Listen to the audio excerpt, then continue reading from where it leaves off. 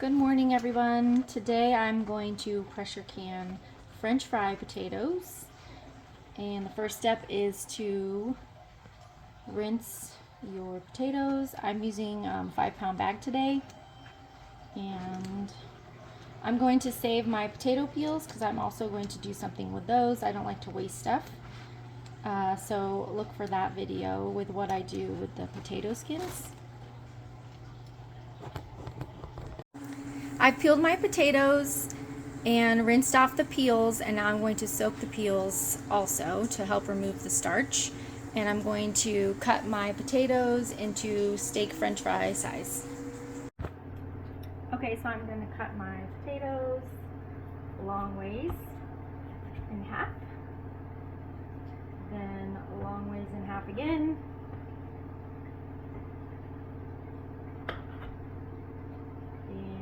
that is a little too big.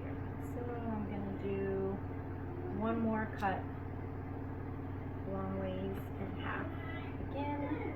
And this is about what it should look like.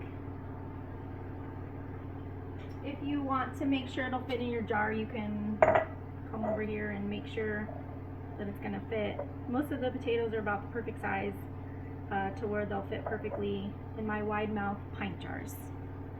So now I'm going to cut the rest. So after I cut my potatoes, they look like this. I rinse them one more time before putting them in a bowl, cover with cold water, and you're going to let them soak for 30 minutes. Okay, so I've got my potato wedges in a pint jar. I've stuffed them in there as much as I could. There's still a good amount of head space in there. And most people like to put in a pat of butter. I am going to do the butter melted first so that it gets distributed more evenly on the French fries. So I'm going to add 1 tablespoon butter. I'm going to use the funnel to help me not get it all over, and I'm just going to kind of like pour it evenly around in there. There we go. I'm going to wipe the rims just in case. And I'm going to place my warm lid in the center and screw on the ring fingertip tight and place it in my canner. Okay, so I have all 5 pint jars loaded in my Nesco electric pressure canner. I'm going to lock the lid. This is set to exhaust. High is pressure can mode, 35 minutes. Start. So it's counting down from E10, that's exhaust, for 10 minutes. And then when it beeps, I'm going to switch over this knob from exhaust to airtight.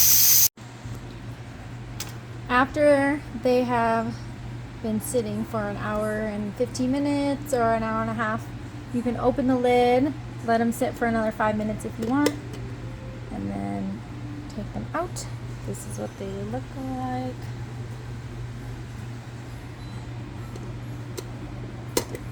Oh, that's kind of tricky. You can see the butter down at the bottom still.